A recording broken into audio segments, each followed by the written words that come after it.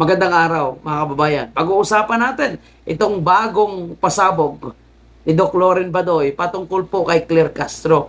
Hinahamon niya ngayon si Claire Castro na dapat sagutin niya ang allegation na siya at ang tagapagsalita ng Department of Justice ay may relasyon. Ang usap-usapan pa kasi dito, mga kababayan, kaya daw nabigyan ng posisyon itong si Polo Martinez bilang tagapagsalita ng Department of Justice dahil daw kay Claire Castro. So ang tanong, gaano ito katotoo, mga kababayan po natin? Siyempre, hindi ito fake news. Unang-una, ito ay personal ko po na analysis. And siyempre, para rin makarating kay Claire Castro, pag-uusapan natin ito. Tingnan natin kung ano po yung magiging sagot, paliwanag ni Claire Castro sa allegation na ito. Dahil kung totoo ito, mga kababayan po natin, sabi nga ni Doc Loren Badoy, napakadelikado ito. Bantakin mo ha. Kung totoo, sabi ko nga ha, kung totoo, kaya hindi tayo fake news. Kung totoo ito, napakadelikado talaga. Mantakin mo, taga-Malacanang nalilink sa DOJ. So, delikado yan kung totoo, mga kababayan po natin. Kaya bigyan natin ng pagkakataon na i-clear ni Claire Castro ang kanyang sarili dito.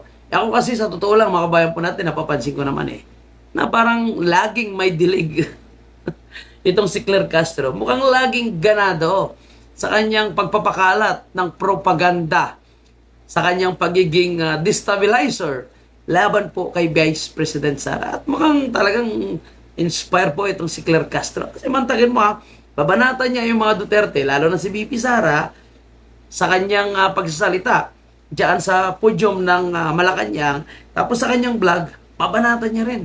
So talagang dubli kayod, no? At ginagamit niya ang kanyang pagiging spokesperson sa mga interview para lang banatan po itong si Vice President Sara.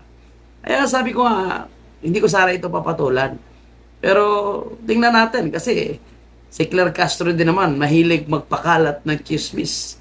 Di umano. Lagi niya sinasabi na kung walang kasalanan ay sagutin. Lagi niya sinasabi niya kay VP Sara. Di ba hinahabol niya pa si VP Sara na makikipagdebate sa kanya. So, sabi ko rin naman sa debate na hinahamon ni Claire Castro o yung paghahamon ni Claire Castro, bago siya maghamon kay Vice President Sara ng isang debate, hamunin niya muna si Bongbong Marcos, hamunin niya muna na mag-file follicle. So, pag ginawa ni Bongbong Marcos yan, pwede na makikipagdebate ang ating Vice Presidente sa kanya. Pero itong challenge na ito, dapat sagutin ni Claire Castro. Tanungin natin yung ating mga kababayan ha. Kasi may nakita rin tayong litrato, ayan o. Sabi nila AI. Pero ang sabi ng ilang source natin, hindi AI yan, totoo talaga yan. Na nabigyan ng bulaklak si Claire Castro. Yun o. Ang sarap ng ngiti, mga kababayan po natin. At tingnan yung nasa likod ha, yung picture na nasa likod. Todo kilig din po nung makita, no? Nakaakbay pa. Sana all, mga kababayan po natin. Kaya, no, pwede naman natin hindi bigyan ng Malaysia. Katrabaho lang, no? Kakilala lang. Okay. Pero antayin natin kung ano ang sagot ni Claire Castro. Kasi hindi magandang imahe ito sa mga nagtatrabaho sa gobyerno. So, yan lang po, mga kababayan natin. Anyway, di ko alam kung si Claire Castro at ang kanyang asawa ay nagsasama pa. Hindi ko lang din alam, no? Kaya hayaan natin si Claire Castro na sumagot. Again, hindi ito fake news.